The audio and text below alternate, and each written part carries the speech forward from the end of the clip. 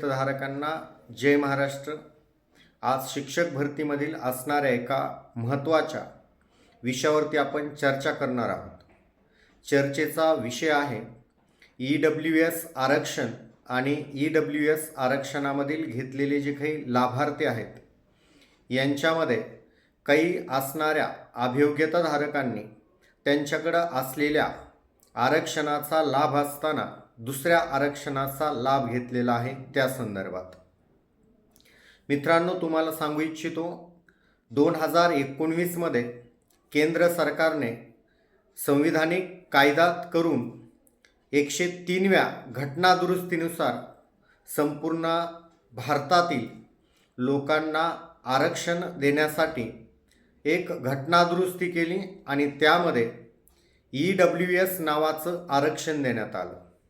EWS नावाचं जे आरक्षण आहे, ज्याला आपण इकॉनॉमिकली वीकर सेक्शन असं म्हणतो, म्हणजेच आर्थिक मागासलेपण असलेला संवर्ग। मित्रांनो, घटनादुरुस्तीनुसार आपल्या असणाऱ्या पूर्ण महाराष्ट्रातच नव्हे तर पूर्ण देशभरात आरक्षण देण्यात आलेले, ज्यामध्ये आपण ST प्रवर्ग असेल, SC प्रवर्ग असेल, OBC असेल, OBCमध्ये परत बायफर्केशन केलेलं आहे, त्याच्यानंतर SBC नावाचा एक प्रवर्ग आहे। हे सर्व आरक्षण असताना केंद्र सरकारने घटनादुरुस्ती केली, ज्यामध्ये अनुच्छेद 15 आणि 16 मध्ये व त्यामधील असणाऱ्या 6व्या परिच्छेदामध्ये खंडामध्ये त्या ठिकाणी पूर्ण ज्या लोकांना आरक्षण नाही अशा लोकांना आरक्षणाचा लाभ देण्यात आला। हे जे आरक्षण आहे, हे आरक्षण आणि जे पूर्वीचं आरक्षण आहे, या दोन आरक्षणामध्ये फरक आहे। जे पहिलं आरक्षण दिलेलं आहे ते आहे सोशियली, आणि आता जे दिलेलं 10% आरक्षण आहे हे आहे इकॉनॉमिकली। याचा अर्थ सामाजिक मागासलेपणा आणि आर्थिक मागासलेपणा असा होतो। सामाजिक मागासलेपणा ज्यांच्याकडे आहे त्यांचा निश्चितपणे शैक्षणिक मागासलेपण असतं, आणि ज्यांचं सामाजिक मागासलेपण आहे, शैक्षणिक मागासलेपण आहे, त्यांचं निश्चितपणे आर्थिक मागासलेपण असतं। परंतु दुसरा जर क्रायटेरिया पाहिला आपण, ज्यामध्ये EWS आरक्षण दिलेलं आहे, ज्याच्यामध्ये जर आपण अभ्यास केला तर त्याच्यानुसार आपल्याला असं सांगता येईल की यामध्ये शैक्षणिक मागासलेपण नाही, सामाजिक मागासलेपण नाही, परंतु आर्थिकदृष्ट्या मागासलेपण असणारा हा प्रवर्ग आहे। EWS आरक्षणाचा लाभ कोण घेऊ शकतो? तर अशा जाती, अशा जमाती की ज्या असलेल्या कोणत्याही प्रवर्गामध्ये मोडत नाहीत, म्हणजे ज्यांच्याकडं सामाजिक मागासलेपण नाही, अशा सर्व जाती त्या ठिकाणी ओपन प्रवर्गामध्ये असतील व ज्यांच्याकडं आर्थिक मागासलेपण असणार आहे हे आरक्षणाचा लाभ त्या ठिकाणी मिळू शकतात। म्हणजे याच्यामध्ये जर सांगायचं झालं तर जे ओपन कॅटेगरीमध्ये आहेत, ज्यांना आपण प्युअर म्हणतो, जनरल म्हणतो, वेगवेगळ्या भाषांमध्ये आपण त्यांना सांगत असतो, अशा प्रवर्गातील म्हणजेच ओपन प्रवर्गातील असलेल्या जाती साहजिकपणे EWS आरक्षणाचा लाभ घेऊ शकतात। EWS आरक्षणाचा लाभ घेण्याचे काही निकष देण्यात आलेले आहेत। त्या निकषामध्ये जर सांगायचं झालं तर सर्वात अगोदर त्या असणाऱ्या व्यक्तीला दुसऱ्या कुठल्याही आरक्षणाचा लाभ असता कामा नये, म्हणजे साहजिकच ज्यांच्याकडं दुसऱ्या कुठल्या तरी कॅटेगरीचं आरक्षण आहे किंवा असा व्यक्ती जो व्यक्ती दुसऱ्या कुठल्या तरी आरक्षणाशी बिलॉंग्स करतो, असा व्यक्ती आरक्षणाचा लाभ घेऊ शकत नाही। म्हणजे EWS आरक्षण ज्यांच्याकडं ऑलरेडी कुठलं तरी आरक्षण आहे तो आरक्षणाचा लाभ घेऊ शकत नाही।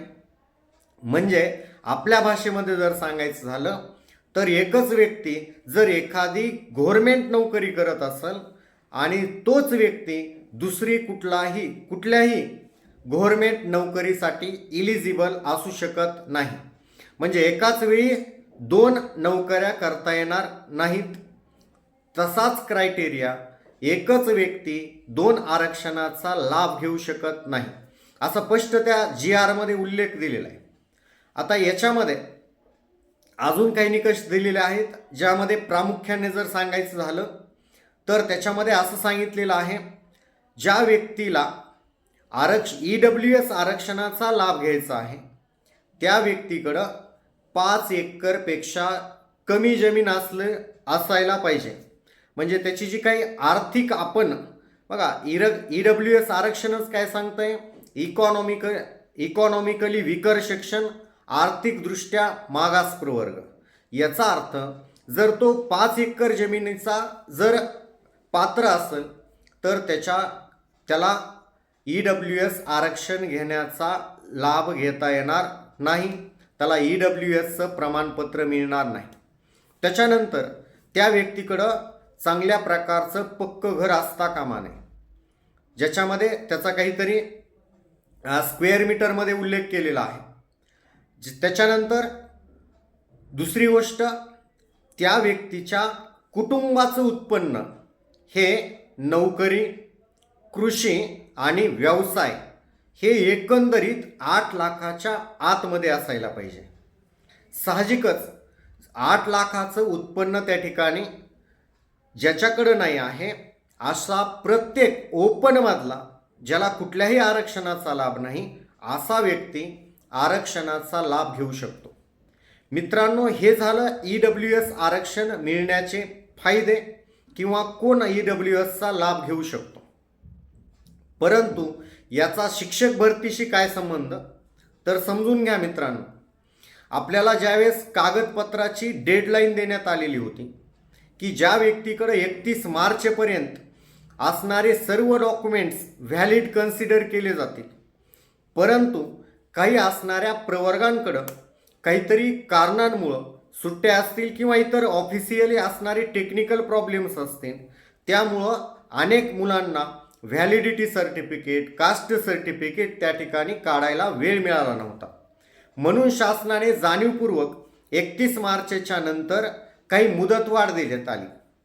परंतु ही मुदतवाढ देण्यात आली असताना काही जिल्हा परिषदांचे रोस्टर्स त्या ठिकाणी मिळालेले होते आणि त्या रोस्टरमध्ये अनेक असणाऱ्या प्रवर्गातील, जसं की OBC असेल, SC असेल किंवा ST असेल, या प्रवर्गातील काही उमेदवारांनी EWSला जागा येत आहेत आणि OBCला जागा येणार नाहीत, असा त्यांनी अंदाज बांधला आणि अशा असणाऱ्या काही अभियोग्यताधारकांनी EWS आरक्षणाचा लाभ घेण्यासाठी त्यांच्या मार्फत त्यांचं वैयक्तिक त्यांचा स्वार्थ पाहून अशा अभियोग्यताधारकांनी OBCचा किंवा इतर कास्टचा लाभ घेत असताना देखील अशा असणाऱ्या अभियोग्यताधारकांनी EWSचं प्रमाणपत्र मिळवलं आणि ज्यावेळेस त्यांना चेंजेस करण्यासाठी संधी देण्यात आली, टॅब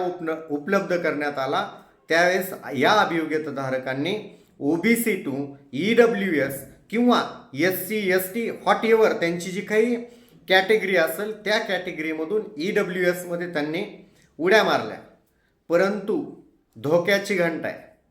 कारण काय की कुठलाही आरक्षणाचा जो विषय असतो त्याच्यामध्ये EWS आरक्षणाचा लाभ कोण घेऊ शकतो असे त्याचे स्पष्ट उल्लेख त्या ठिकाणी देण्यात आलेले आहेत आणि त्यामध्ये असं क्लिअर मेन्शन केलेलं आहे, सामान्य प्रवर्गातील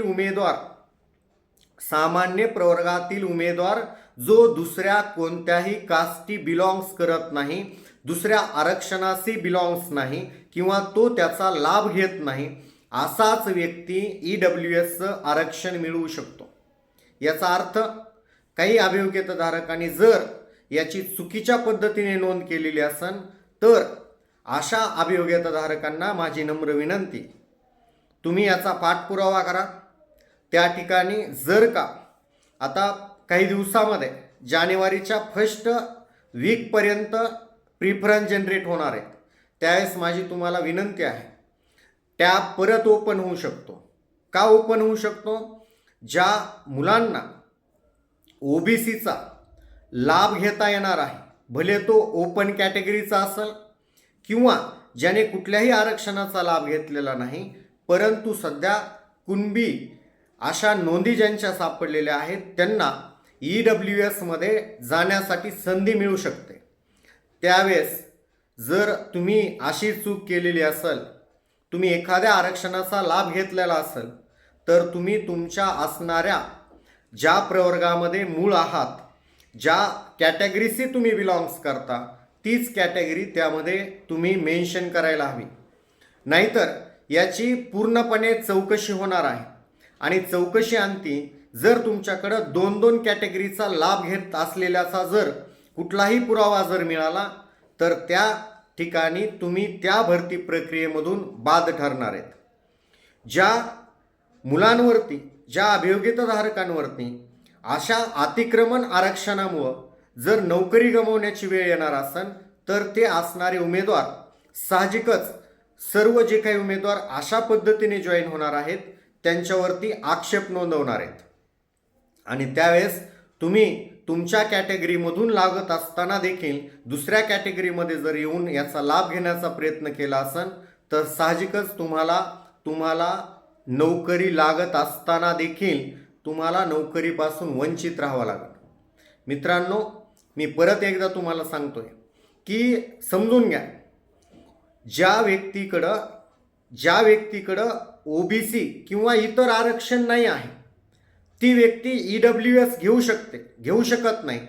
परंतु ज्या व्यक्तीकडं EWS आहे, परंतु त्याच्याकडं सामाजिक मागासलेपणाचा जर त्याच्याकडं पुरावा असेल, थोडक्यात समजा एखाद्याने आता EWS आरक्षणाचा लाभ नोंद केलेली आहे, परंतु जर का त्या व्यक्तीकडं सामाजिक मागासलेपण म्हणजे जर कुणबी अशी नोंद मिळत असेल, तर तो व्यक्ती कुणबी दाखला काढून ओबीसी आरक्षणाचा निश्चितपणे लाभ घेऊ शकतो.